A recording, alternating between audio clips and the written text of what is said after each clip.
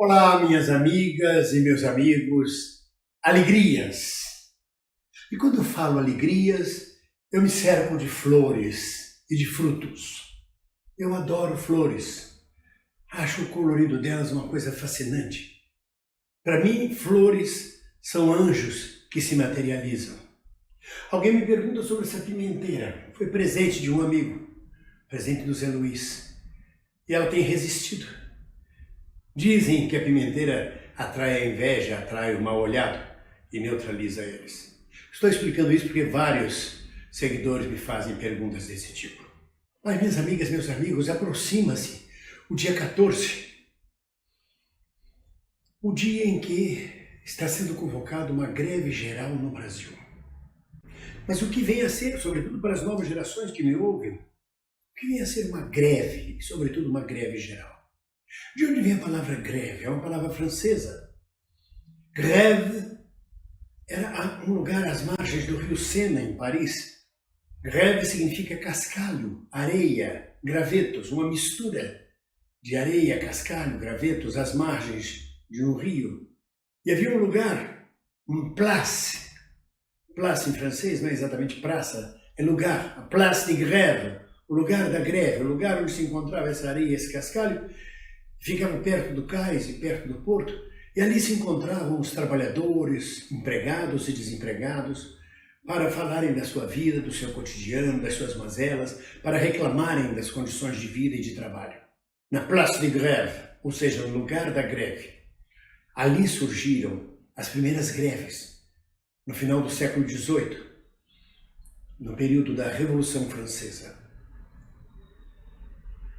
Porque se hoje o movimento do trabalhador está em descenso no mundo inteiro, se hoje a classe trabalhadora não se organiza mais como se organizou em outras décadas, e esse é o momento de descenso, de toda forma, o capitalismo e a burguesia não pode se vangloriar de vitória, porque como um carrapato, como um piolho, como um chato, os trabalhadores, os socialistas, os comunistas continuam existindo. E são antagônicos de classe.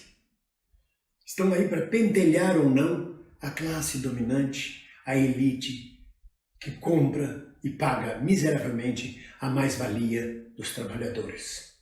Então, começamos a explicar o que é a greve, o que era a place de grève. No Brasil não houve greves no século XIX, 1890, 1880. Era um país extremamente rural, da lavoura, de escravos. Escravo não faz greve, escravo foge, escravo faz quilombo. Entretanto, com a industrialização do país a partir de 1900, sobretudo com a industrialização de São Paulo e do Rio de Janeiro, que era a capital federal, começa a surgir uma classe operária, uma classe trabalhadora no Brasil, que tem também no seu meio imigrantes italianos e espanhóis, com grande influência ideológica anarquista. Vale ressaltar que o movimento anarquista foi muito forte na classe trabalhadora. Desde 1890 e no mundo inteiro, a 1900, no México, na Revolução Mexicana, na Espanha, só depois da Segunda Guerra Mundial é que o movimento anarquista foi completamente afastado, enfraquecido, depois da derrota da Guerra da Espanha. Os anarquistas dominaram a Catalunha contra Franco. Então esses italianos e espanhóis, juntamente com lideranças anarquistas e socialistas brasileiras, em 1917, antes disso, em 1906, em São Paulo, tentam uma greve geral, que é violentamente reprimida pelo secretário de Segurança da época, que é o senhor Washington Luiz. Este mesmo Washington Luiz, que quando ocorre a grande greve geral em 1917, era prefeito de São Paulo. E mais tarde, presidente da República do Brasil. Para vocês verem como os capachos da burguesia, como os capachos do poder, chamados intelectuais e lideranças orgânicas dos capitalistas, vão se formando e fazendo carreira. Secretário de Segurança, prefeito, de prefeito, presidente da República. Lembra um pouco Michel Temer, que foi secretário de Segurança de São Paulo, depois vice-presidente, deputado federal, presidente da Câmara, vice-presidente e presidente da República. A história se repete. A burguesia não é muito criativa, não é muito imaginativa. Ela tem, aliás, qualquer classe social tem seus limites. Mas vale dizer a vocês, que em 1906 se tentou essa greve geral, e violentamente reprimida por Washington Luiz. Mas os trabalhadores persistiram na sua organização, nas suas reivindicações por 8 horas de jornada de trabalho, proibição do trabalho infantil, proibição do trabalho noturno para jovens de 18 anos. E eles se organizavam em sociedades que não eram pelegas, organizavam escolas de alfabetização para os próprios operários, organizavam creches, organizavam associações esportivas. Era uma confraternização dos trabalhadores. Os pelegos vêm surgir mais tarde, durante o governo Getúlio Vargas, que cooptou boa parte da liderança trabalhadora para o governo proto-fascista dele. A partir, sobretudo, de 1937, baseando a lei trabalhista brasileira e a questão sindical na lei trabalhista e na questão sindical fascista de Mussolini. Mas não vamos desviar do foco nosso, que é a história da greve. A greve, seja ela como for, é bom que saibamos, é bom que, sobretudo, as novas gerações saibam. A greve pode ser uma greve econômica, apenas. Se faz greve por um aumento de salário, pronto, é uma greve econômica. Mas ela pode chegar até a greve geral por razões políticas, para a derrubada de um sistema, para a derrubada de um governo, de um tirano, para a substituição de um governo por outro. Mesmo a greve econômica leva inevitavelmente à consciência política. E é uma greve política. Não sei qual foi o teórico que disse que o operário que participa de um dia de greve, ele ganha mais consciência do que se 10 anos ele estivesse estudando teorias revolucionárias. Ele ganha uma profunda consciência política, porque ele fica vendo exatamente como age a burguesia e o seu aparato repressor quando ele entra em greve.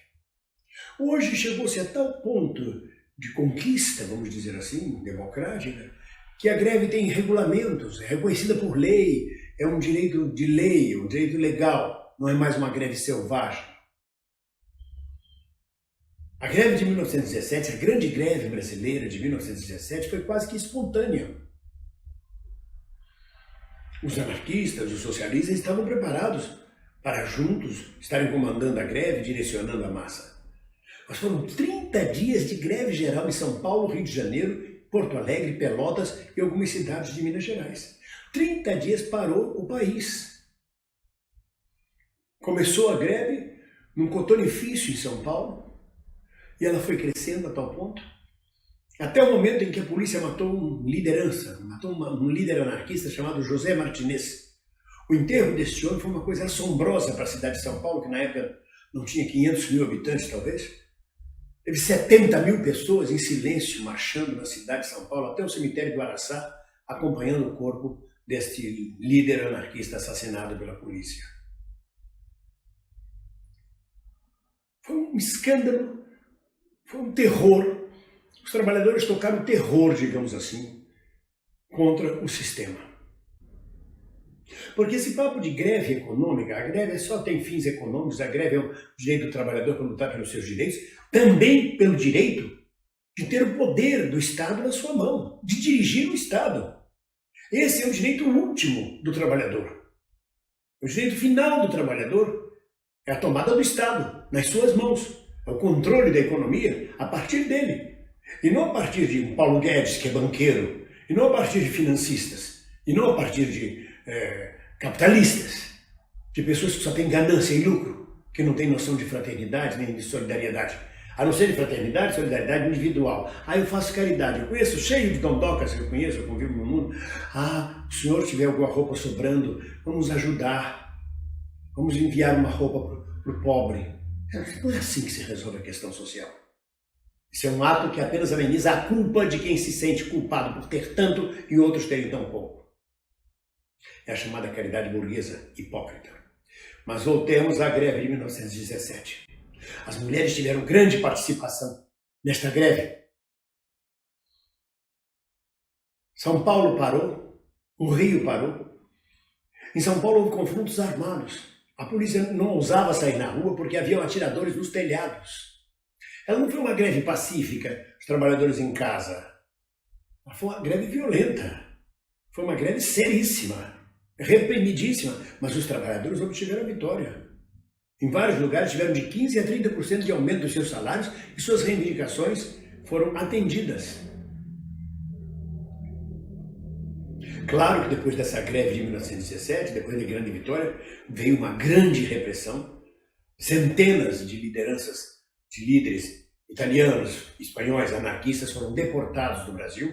Centenas de brasileiros com ideias libertárias foram presos, assassinados, perseguidos. E a classe trabalhadora entrou em descenso na sua luta, como aconteceu há pouco tempo, está acontecendo ainda no Brasil, e que se avizinha agora com uma greve geral do dia 14, onde os trabalhadores, em tese, vão parar em defesa dos seus direitos trabalhistas, contra a reforma da Previdência, contra a perda dos seus direitos conquistados. Vão parar em favor das conquistas sociais. Não é uma brincadeira. Já em 1917, a imprensa burguesa tentou de toda forma desmoralizar o movimento grevista. Tentou de toda forma dizer que aquilo era um movimento estrangeiro, apelou até para o nacionalismo e para o patriotismo, dizendo são os italianos e os espanhóis, os imigrantes é que estão criando esse problema, o povo brasileiro é um povo cordato, é um povo pacífico. Como sempre aquele papo de que o povo brasileiro é um povo cordato, é um povo pacífico. A greve durou 30 dias, pensem bem, 30 dias de greve geral. Nada circulava na cidade de São Paulo, na cidade do Rio de Janeiro. A Companhia Antártica Paulista, produtora de cerveja da época, circulava seus produtos com guarda armado, com comboios armados da Polícia Militar. A polícia tinha ordem para atirar em quem ficasse parado no meio da rua. Mas mesmo assim, o governo não tinha controle da cidade de São Paulo, teve que abandonar a cidade de São Paulo. Vocês viram o tamanho desta greve e o caráter político que ela tomou. Depois, é claro, houve as negociações, as vitórias dos trabalhadores, naquele momento, depois a repressão, como eu disse a vocês. Esse era o papo que eu queria levar com vocês hoje.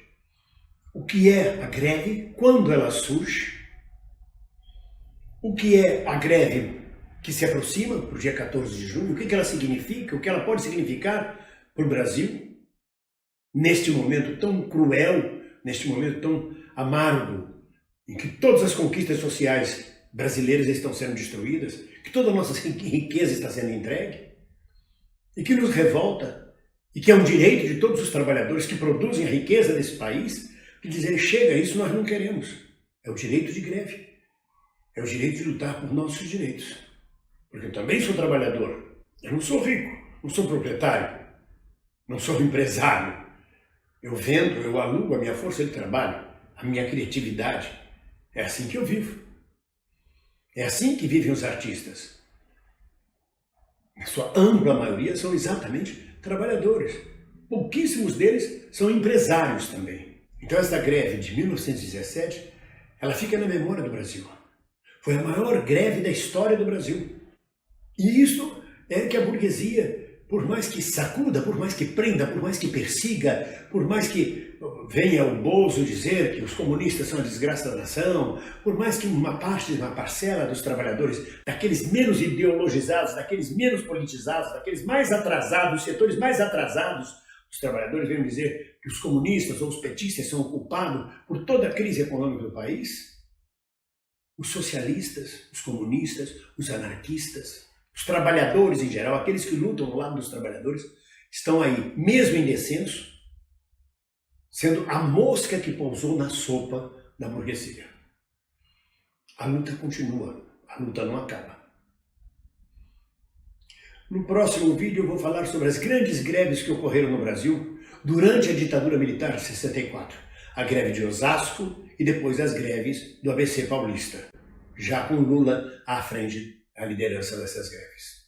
Um abraço, um bom final de semana. Olá, você gostou desse vídeo? Gostou desse canal? Então inscreva-se no nosso canal. Inscreva-se e não esqueça, depois de se inscrever, de tocar no sininho.